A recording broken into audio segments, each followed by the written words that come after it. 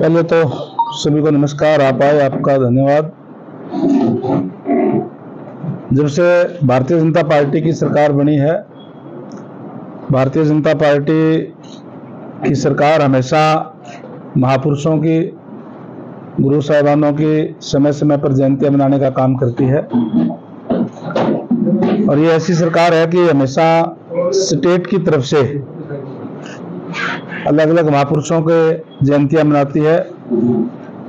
पिछले दिनों गोहाना के अंदर कबीर जयंती मनाने का काम किया। पहले रविदास जयंती मनाई। गुरु गोविंद सिंह जी की जयंती भी पानीपत में पहले मनाने का काम किया था। इसी क्रम में प्रजापति समाज की भी एक मांग थी कि महाराजा दक्ष प्रजापति की जयंती सरकारी स्तर पे मनाई जाए और आने वाली 21 जुलाई को महाराजा दक्ष प्रजापति की जयंती स्टेट लेवल की, स्टेट की तरफ से हिसार के अंदर मनाई जाएगी, जिसमें मुख्य अतिथि माननीय नायब सैनी जी, मुख्यमंत्री हरियाणा होंगे।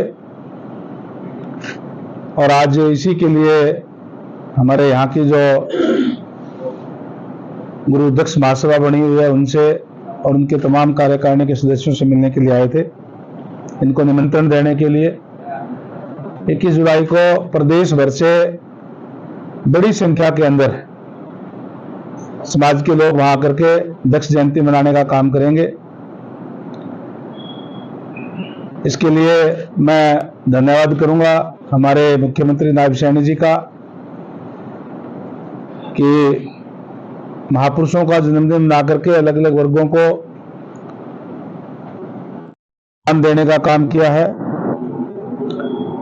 और विशेष रूप से जहां माननीय मुख्यमंत्री सभी लोगों के लिए कार्य कर रहे हैं, हर वर्ग को साथ लेकर के चल रहे हैं, वहीं खासकर जो बैकवर्ड समाज है, जो पहले की सरकारें हैं, उनके अंदर सबसे ज्यादा अन्याय अगर किसी के साथ हुआ, खासकर कांग्रेस की सरकार के अंदर, भूपेंद्र सिंह हुड्डा जी की सरकार लगातार 10 साल तक रही। और उन 10 सालों के अंदर जो खासकर जो मोस्ट बैकवर्ड है, जब भी कोई वैकेंसीज निकलती थी सरकारी, तो अगर कोई 50 सीटें हैं तो 5-7 लेकर के और एक छोटी सी नीचे लाइन लिख दी जाती थी कि योग्य उम्मीदवार ना मिलने के कारण ये पद रिक्त छोड़े जाते हैं। और जो बैकवर्ड क्लास के लोग हैं उनके साथ अन्याय, उनके जो बच्चे थे को योग्य होते हुए भी सरकारी सेवाओं से वंचित रह जाते थे। और ये मांग नायब सैनी जी से लंबे समय से बैकवर्ड समाज की थी कि एक तो क्रीमी लेयर को जो गवर्नमेंट ऑफ इंडिया के नियम है उसके तहत किया जाए, 8 लाख किया जाए, 6 से 8 बैकलॉग को पूरा किया जाए। ये तमाम मांगे थी। मैं धन्यवाद करूंगा हमारे मुख्यमंत्री नायब सैनी जी का, जिन्होंने 23 जून को गुड़गांव के अंदर मीटिंग बुला करके वहां घोषणा की कि क्रीमी लेयर की आय सीमा जो है वो 8 लाख होगी, और जिसमें कृषि और सैलरी की इनकम जो है वो नहीं जोड़ी जाएगी। उसके अलावा उन्होंने ये भी घोषणा की कि जल्द ही हरियाणा प्रदेश के अंदर नई भर्तियां निकाल करके बैकलॉग को पूरा करने का काम करेंगे। HKRN के अंदर भी 27% आरक्षण ओबीसी समाज को दिया जाएगा। इस तरीके के तमाम निर्णय लेने का काम हरियाणा सरकार ने किया है। मैं इसके लिए भी माननीय मुख्यमंत्री महोदय का धन्यवाद करूंगा, और उस दिन समाज के लोग भी इसके लिए भी माननीय मुख्यमंत्री महोदय का धन्यवाद करेंगे। और पूरा बैकवर्ड समाज एक बड़ी रैली करके भी इस बात के लिए माननीय मुख्यमंत्री महोदय का जल्दी धन्यवाद करने का काम भी जो है वो करेंगे। और जिस तरीके से मैंने कहा कि हर वर्ग को साथ लेकर के नायब सैनी जी चल रहे हैं, सेंटर के अंदर आदरणीय नरेंद्र भाई मोदी जी के नेतृत्व में तीसरी बार भारतीय जनता पार्टी की सरकार बनी है। अक्टूबर के अंदर चुनाव होंगे विधानसभा के,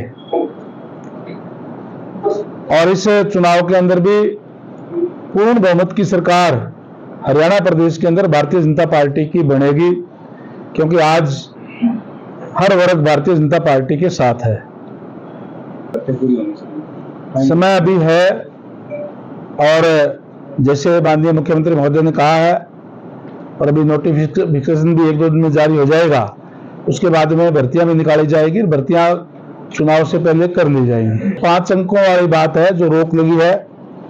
एक हरियाणा प्रदेश के अंदर भर्ती रोको गैंग सक्रिय है, कांग्रेस के लोग हैं, और उन्होंने हमेशा जब भी कोई भर्ती निकली है उस पर अड़चन डालने का प्रयास किया है। हरियाणा सरकार की तरफ से माननीय सीएम साहब ने यह आश्वासन दिया है, जितने भी भर्ती हुई है, जो बच्चे नौकरी कर रहे हैं, कोई भी हम बिल ला करके उसके अंदर अधिकारियों से को निर्देश दिए हैं कि किस तरीके से उसका किया जाए, वो सारी राय लेकर के और उन बच्चों को नौकरी से नहीं हटने देंगे, और नौकरी एज इट इज वो बच्चे करेंगे। हर जिले में रैलियां कर रहे हैं, 60 का पार नारा दे रहे हैं वो विधानसभा चुनाव। आप भी कह रहे हैं हम भी जीतेंगे, वो 60 का पार दे रहे हैं। देखिए, जहां तक कांग्रेस पार्टी की बात है, आपने हुड्डा साहब की बात की। कांग्रेस पार्टी पिता पुत्र की पार्टी बनकर रह गई है, और इसीलिए आज कांग्रेस पार्टी के बड़े बड़े नेता उनको छोड़ के जा रहे हैं। कांग्रेस पार्टी आपस में गुटों में बटी हुई है। वो कांग्रेस पार्टी के लोग जितने भी एक विधानसभा के अंदर जितने उनके टिकटार्थी हैं, वही एक दूसरे को निपटाने का काम करते हैं कि भारतीय जनता पार्टी को उनसे लड़ने की जरूरत नहीं है। तो शाम से विधायक ज्वाइन की कितना फायदा मिलेगा बात को? मैंने कहा आज जो सीनियर नेता है पार्टी के, वही आज कांग्रेस पार्टी को छोड़ के जा रहे हैं। जहां तक किरण चौधरी जी की बात आपने कही, निश्चित रूप से किरण चौधरी जी, चौधरी बंसीलाल जी, जो इस हरियाणा के निर्माता के रूप में जाने जाते हैं, उनकी विरासत उनके साथ है, और उनके आने से पार्टी को फायदा मिलेगा। उन्होंने कहा था कि जब भाजपा 400 पार का नारा दी थी, 240 में सिमट गई, कहीं न कहीं घमंड टूटने का काम जनता ने किया है। हमारी पुरानी पार्टी के साथ ही है, क्यों ज्यादा बात मेरे से कहलवाओ। अभी उनके बारे में भी कुछ कहने की जरूरत रह रही है?